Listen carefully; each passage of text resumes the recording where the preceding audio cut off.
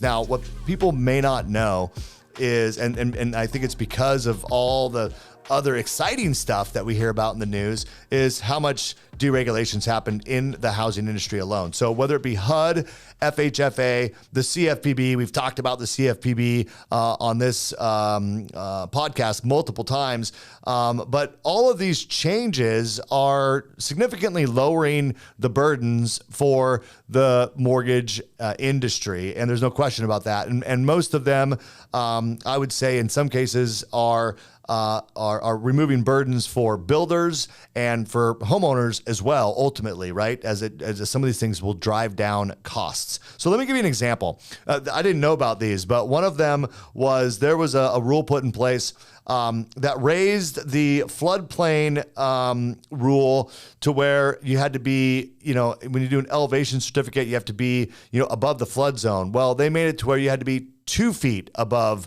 the flood zone. I think the previous rule might have been 12 inches, might have been 1 foot. Now it's 2 feet. So think about all the houses that were intentionally built with an elevation certificate to be above what would need flood insurance. And now all of a sudden they all require flood insurance.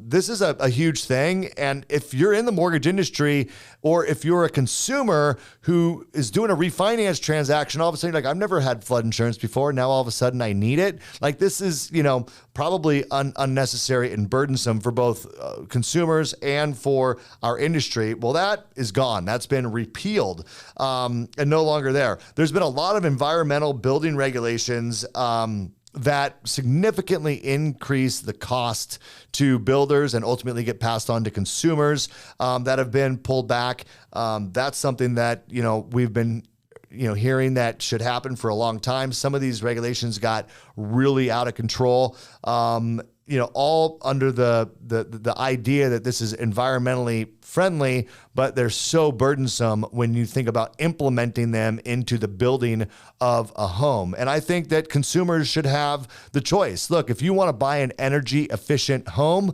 you should seek out builders that, put in the extra time, the extra insulation, the appliances that are going to give you that. But look, if you want something that's more affordable and that's not high on your priority list, you should have that choice as well. So this, in my opinion, is lowering costs and giving some choice back to the consumer.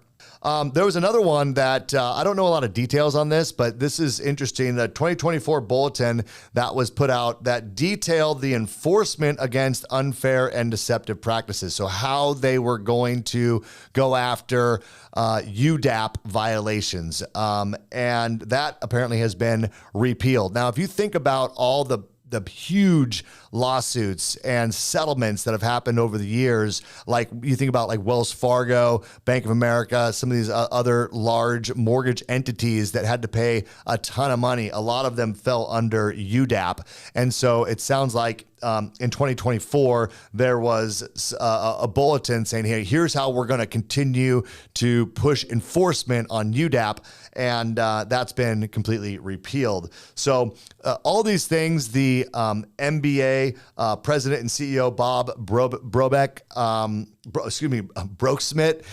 had commented on and said that, these are all things that are very welcome by the mortgage industry. So I wanted to point them out because it's something that, for me, has been a little bit under the radar.